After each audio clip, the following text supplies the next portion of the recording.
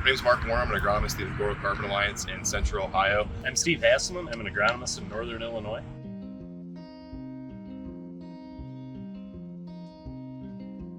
My name is Chantel Irvin. I am covering the southern part of the U.S., particularly Texas right now. I serve farmers in Illinois, Wisconsin, Iowa, and Missouri.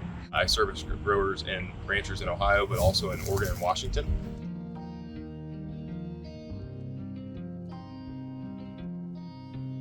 With the carbon markets in general, one of the questions I hear a lot is when is the right time to sign up? I get asked a lot about the amount of fertilizer that needs to be applied. What practices do we promote and honor in our contract? I get asked a lot about if they can do other practices that maybe we don't have in our portfolio, but how they would affect carbon sequestration later on down the road for them. I just tell these growers and ranchers that we need to read the contracts and sign into a contract that allows for growth in price, where you're not locking into a price in the contract when you sign up now. We do our tillage reductions, cover cropping, and nitrogen reductions. We do field some questions about how to successfully implement these practices, especially in our northern climates in northern Illinois and Wisconsin. The shorter growing season can be a hurdle, but we can get creative in ways to have success with this. Some of the concerns would be about drought and how that affects carbon. What happens if we run into an act of God situation where they have to do something like till their ground because it rained too much? We just work with the farmer the best we can.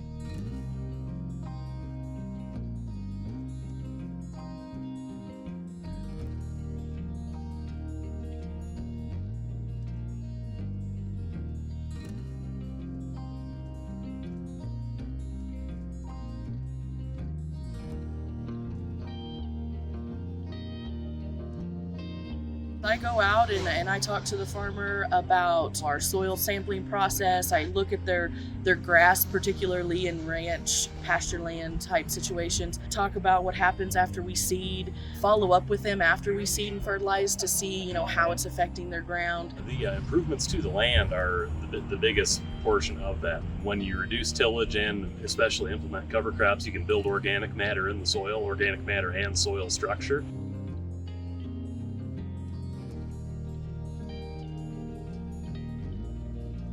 So we implement a lot of cover crops on our acres in Ohio. We've done so for going on 6 years now. Anything from straight rye to 15, 16, 17 way cover crop mixes that we're planting corn into in the spring. Grasses and legumes, quite broad species of spectrum of control. And we've seen a lot of benefits, mainly in soil structure. We drill rye after crop, and then we'll gill it with Roundup in the spring. We've noticed improved weed control, a yield bump with soybeans. Corn, it can be a little bit tricky, but we do an early termination and have not had any problems with allelopathy or nitrogen tie-up with that. We've seen some added nitrogen benefits from having these legumes in our cover crop mixes. They can be a little bit challenging to plant into.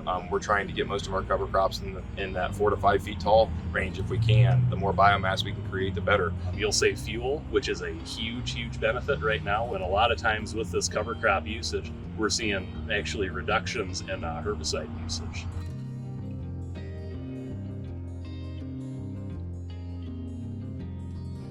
Don't be afraid to try it. Some of these practices sounded very unorthodox and I never thought it would work, and lo and behold, they've worked very, very well for us.